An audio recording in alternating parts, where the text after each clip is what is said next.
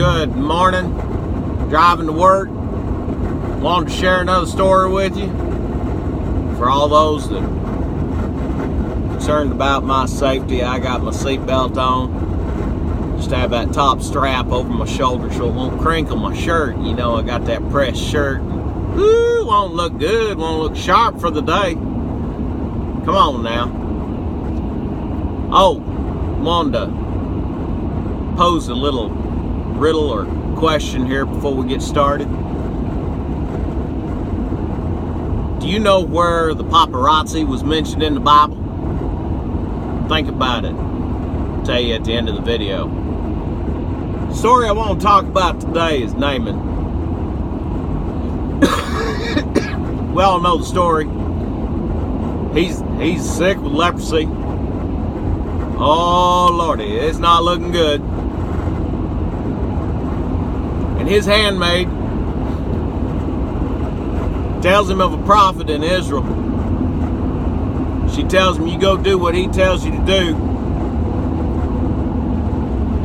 and you can be healed.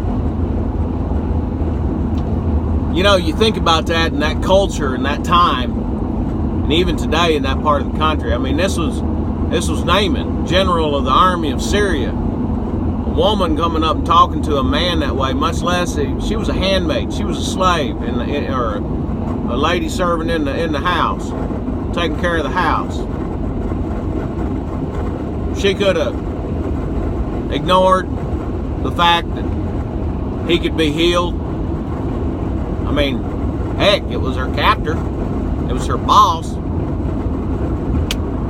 But she cared about him enough to tell him and witness to him about the salvation message of God, for lack of better terms here. That's a whole story in and of itself, and it's a good story. But let's focus on something else here. Naaman sent a letter off to the king, and he was asking, what should I do to be healed? Oh, the king got that letter. The king who had everything. The king who was the most powerful man in this country. Oh boy, looking like we got some traffic ahead, so we got some time.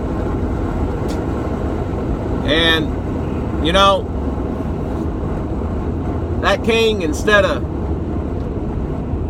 being excited about someone wanting to seek his, you know,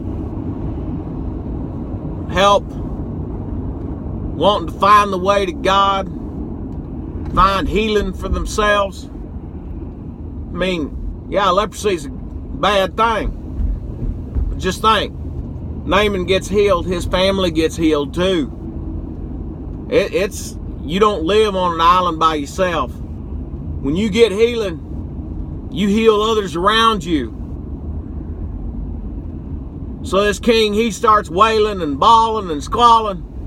Oh Lordy, they're coming to kill us. They're coming to capture all of us. They're coming to destroy us. Oh, the army of Syria is going to invade. Oh, we're in a tight spot. We're in a tight spot. He forgot about the preacher in his country. He forgot about his miracles that he had got throughout his life. He forgot all the Sunday school lessons, for lack of better words. All the preaching he had heard. He forgot all about it and was just going straight to the negative. He was, oh Lordy, he was just wailing and bawling.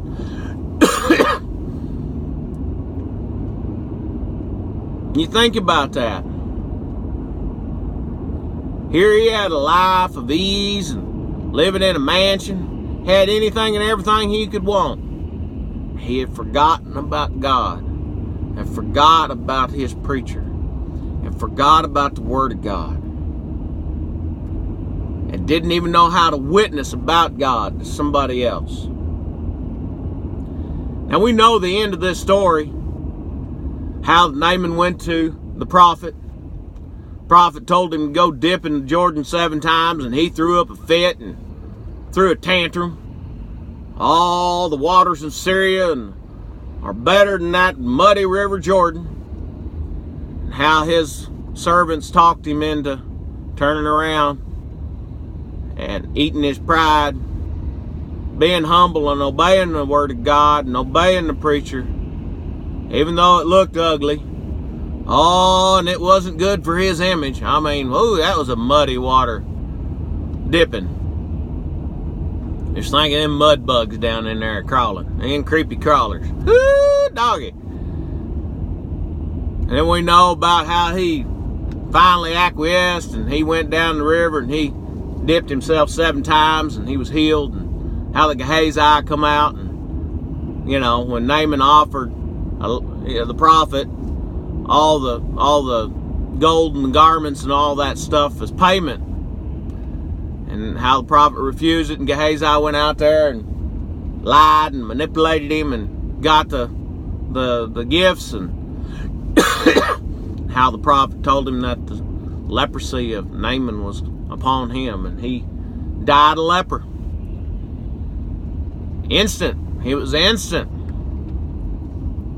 So my friend, when you receive a letter from the enemy, you know that enemy, like the Bible talks about, is a lion. He's a roaring lion, seeking whom he may kill and destroy. When you get that information and you got it in front of you, or somebody from the world, a sinner, comes up and asks you about the goodness of God, asks you about your church, remember the good things that you received in your life, and remember the miracles that you have had in your life and the healing. Share the good word, share the good gospel with them. Count your blessings. That's what the Bible talks about. The Bible talks about being saved by the blood of the Lamb and the word of our testimony. Well, everybody loves to give a testimony, but forgets you had to go through a test to get that testimony. So remember that today. Share the good word. Remember what God's done for you. Oh, about forgot. Answer to the question, where was the paparazzi mentioned in the Bible? Remember that little man called Zacchaeus? He couldn't see God, couldn't get to Jesus because of the press. Be blessed, my friend, and have a great day.